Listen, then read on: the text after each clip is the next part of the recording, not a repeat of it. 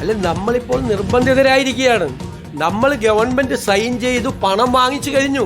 ഇപ്പോൾ PM ശ്രീ പദ്ധതിയിൽ സംസ്ഥാന സർക്കാർ അംഗമാണ്. കേരള എഗ്രിമെന്റ് ഒപ്പുവെച്ചു. അതിന്റെ ഭാഗമായി പണം വാങ്ങിച്ചു.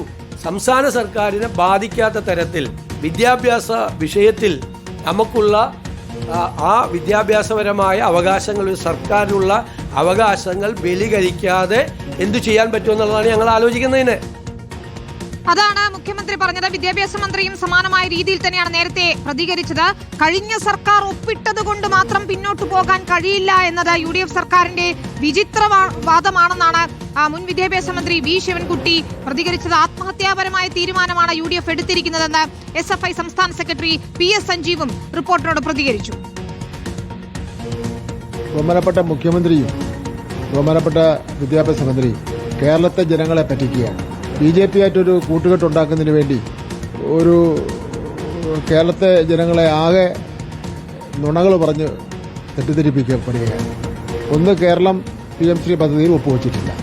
രണ്ട്, PM ശ്രീ പദ്ധതിയുമായിട്ട് ബന്ധപ്പെട്ടുള്ള ഒരു നടപടികളും കേരള ഗവൺമെന്റ് മുന്നോട്ട് പോയിട്ടില്ല.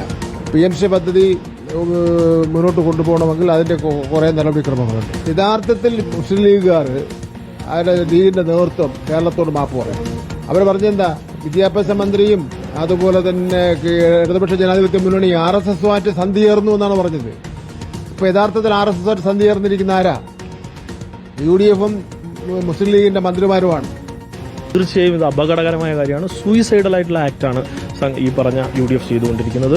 ഒരു കാര്യം കൂടി UDFനെ ഓർമ്മിപ്പിക്കുകയാണ്. രാജ്യം ഇപ്പോൾ ഒരു സമരം കഴിഞ്ഞിട്ടുള്ളൂ. ആ സമരത്തിൽ രാജ്യത്തെ യുവത പ്രഖ്യാപിച്ചിരിക്കുന്നത് അവർ കമ്മ്യൂണലിസത്തിനെതിരാണ്, വർഗീയതക്കെതിരാണ്. ആ കമ്മ്യൂണലിസത്തിനെതിരായിട്ടുള്ള, വർഗീയതക്കെതിരായിട്ടുള്ള ഒരു വലിയ സമൂഹം അധിവസിക്കുന്ന യുവതയാണ് കേരളം. ആ കേരളത്തിൽ, ആ യുവതയുള്ള നാട്ടിലാണ് ഇത് നടപ്പിലാക്കാൻ UDF ഇറങ്ങുന്നത്. ശക്തമായ സമരം നേരിടേണ്ടതായി ചേർക്കപ്പെടും. തീർച്ചയായും ചേർക്കും, ഒരു സംശയവുമില്ല.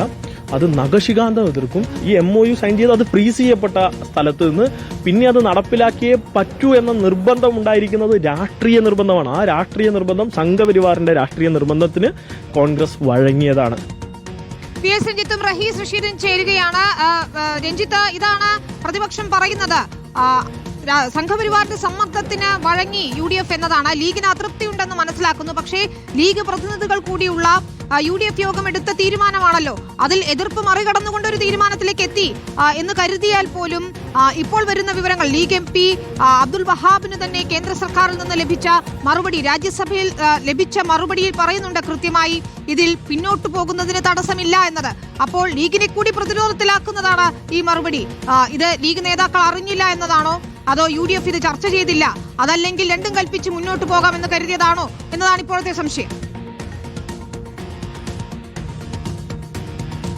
വിനിത, PM ശ്രീയുമായി ബന്ധപ്പെട്ട എല്ലാ ചർച്ചയിലും ലീഗിന്റെ നിലപാട് PM ശ്രീ നടപ്പാക്കുന്നതിനെതിരായിരുന്നു.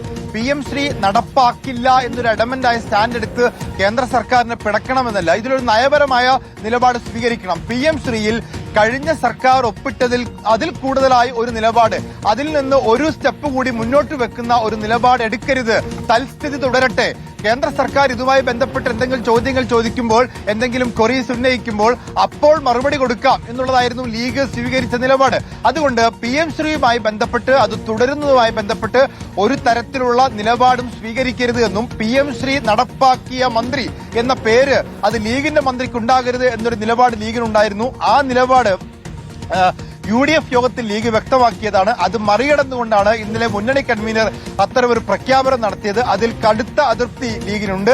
ഇതുമായി ബന്ധപ്പെട്ട് ഇന്നലെ വിദ്യാഭ്യാസ മന്ത്രി രാത്രി കോഴിക്കോട്ട് ട്രെയിൻ ഇറങ്ങുമ്പോൾ ഒരു പ്രതികരണം നടത്തി. അതിൽ തന്നെ ലീഗിന് അതൃപ്തിയുണ്ട്.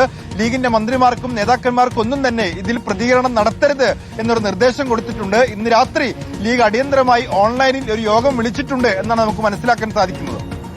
അപ്പോൾ അടിയന്തര യോഗം വിളിച്ചിരിക്കുന്നു ലീഗ് എന്നാണ് നമുക്ക് മനസ്സിലാക്കാൻ സാധിക്കുന്നത് ഓൺലൈനായി.